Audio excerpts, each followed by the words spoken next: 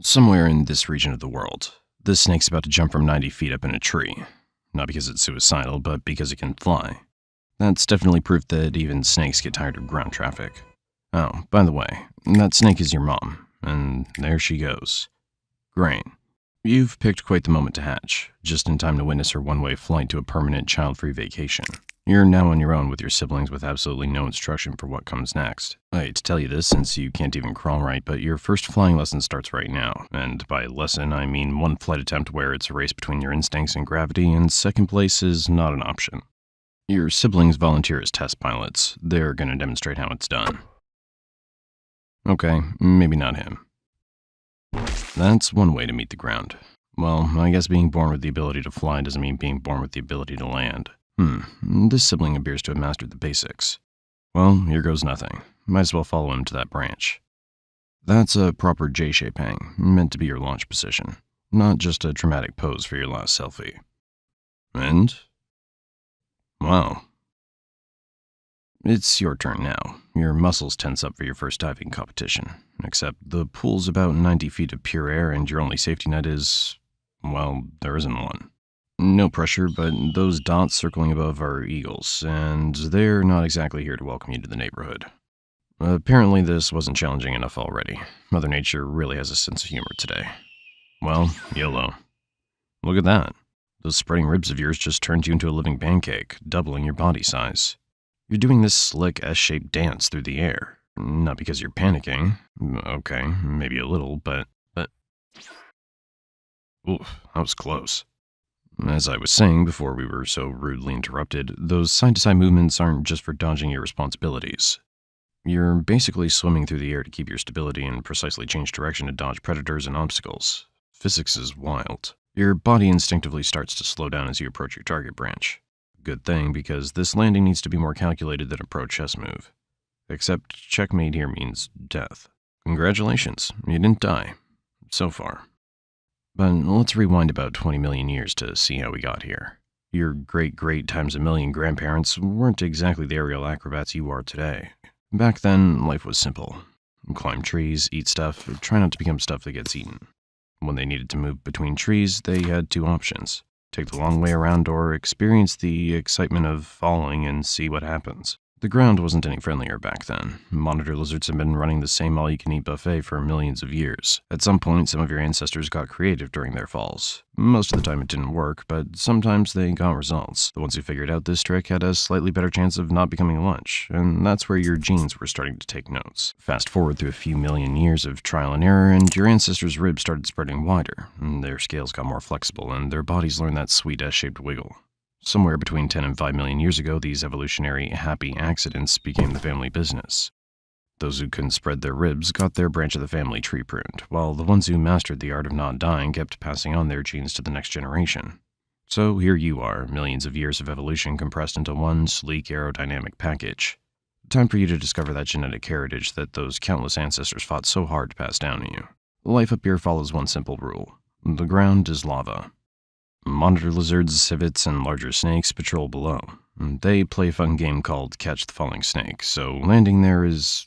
Actually, better not to think about this for now. Let's be honest, your first few flights are pure chaos theory in action. Near misses, accidental successes, and definitely some moments that would have gone viral if snakes had smartphones. Which they don't. Each landing teaches you something new, like how to read the wind and where to aim your next jump. Everyone else sees trees. Flying snakes see a network of highways where every branch is an exit and every gap is an express lane. The higher the branch, the better the spot, at least according to your current real estate checklist. Though, unlike real estate agents, your competitors are perfectly fine with eating you if you get too close to their property. And up here, every promising branch could hide a hungry predator, so you always have to stay alert. After all this aerial acrobatics, you're getting hungry.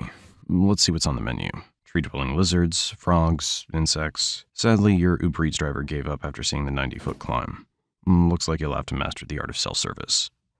Look at that, your first potential snack. This is your chance. You first analyze your launch spot, knowing each branch offers a different trajectory, wind exposure, and angles of attack. The wind conditions, the angle, everything's perfect. This is the moment all that training's led to. Your body flattens out in the perfect silent approach from above. No footsteps, no rustling leaves, just pure aerial ninja skills. And Nice try, but your lunch is already in another postal code. A few more embarrassing attempts follow, but eventually you end up catching something. It's not much, but it'll do. Time to get back to premium branch hunting because the forest's hottest listings don't stay vacant for long. Look who else picked the same branch. Wait, oh, that's your sibling from this morning. Unfortunately, they're not here to start a real estate family business with you. You decide to retreat and... Okay, time to update the checklist. Who would have thought being a coward would save your life? You go and pick that spot instead for your next adventure. However, something doesn't feel right. But what? Yeah, right. Gravity. You know what touching the ground means. Too bad it looks like this is where your story ends. Wait. Apparently you're so tiny that this giant thought you were just another fallen branch. Remember, you're currently barely 10 inches long, and... Time to get the hell out of here. Your body instinctively knows what to do. Grip the bark with your belly, arch forward, anchor your rear, repeat. Look at you go, riding those microscopic ridges all the way up. Much safer up here. Lucky you, no predator was nearby to witness your mistake. The view's way better from this height.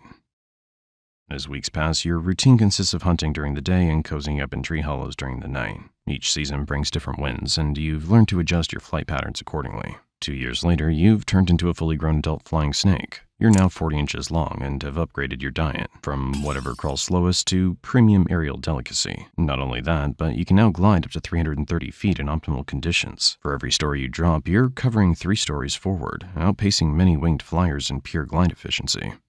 However, among flying snakes, the air highway system follows strict rules you know nothing about so far. Your species isn't exactly territorial, but you've learned the hard way that better launch spots aren't just for convenience. Your life literally depends on it.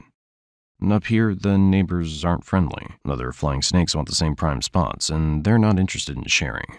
The air also gets busy during hunting hours. Everyone's trying not to become someone else's lunch while hunting for their own. Flying predators are still trying to use you as their snack, but you've gotten used to it, and now that you look the part, you've raised your standards when it comes to picking a launch spot. Speaking of which, the morning starts with what looks like a perfect branch conquest.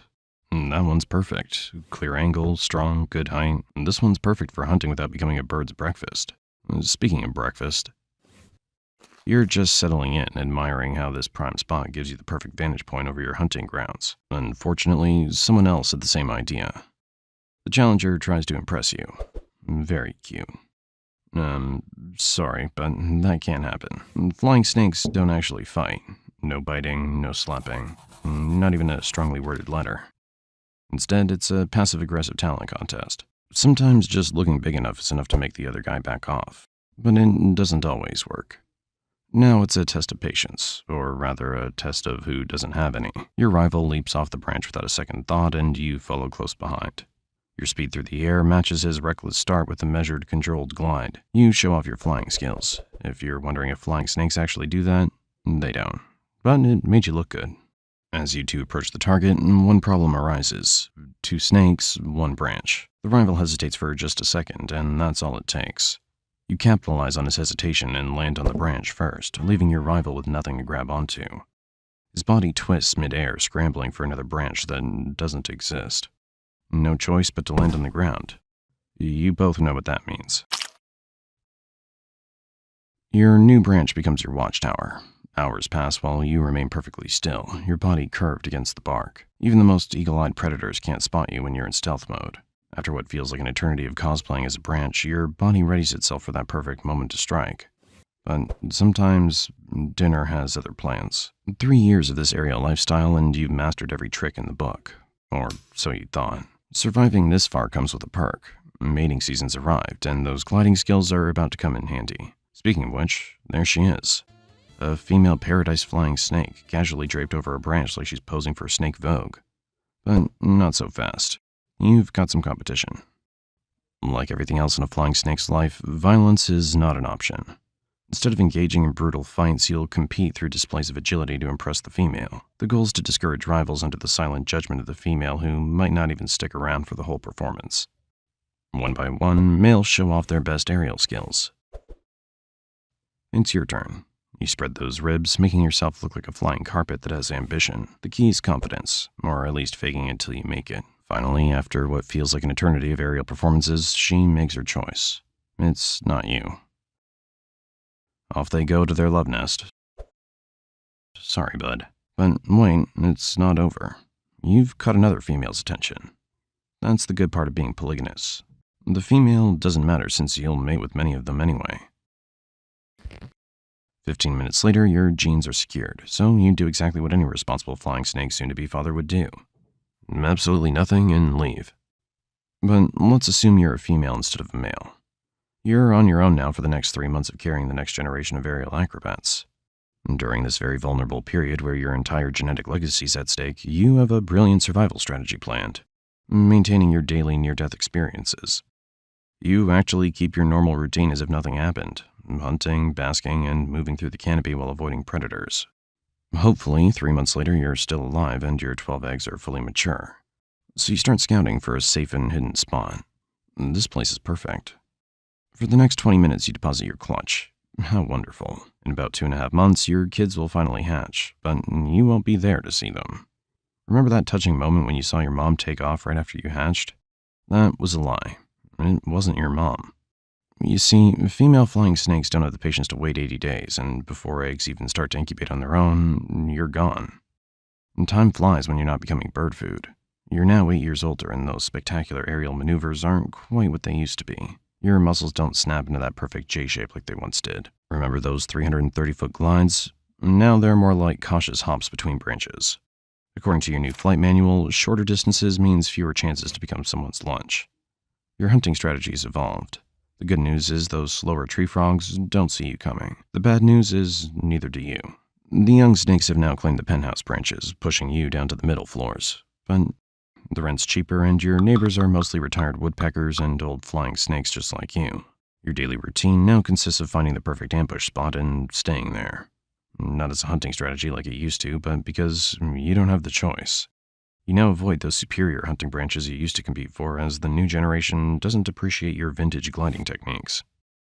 Today starts like any other. You're eyeing a particularly plump tree frog on a nearby branch. The shot looks easy enough, just a quick glide like you've done thousands of times before. You line up for the jump, muscles protesting every move. The launch starts well enough, until it doesn't. Your body doesn't flatten quite right. That essential mid-air correction comes too late. Suddenly, that target branch looks very far away. Physics, your old friend, is now your worst enemy. As the ground rushes up to meet you, you can't help but appreciate the irony. All those years of dodging predators and gravity turns out to be the ultimate hunter. Those dots moving below aren't welcoming party members, and you're about to be the guest of honor at a very different kind of party. So, after all, it wasn't a lie. The ground is indeed lava.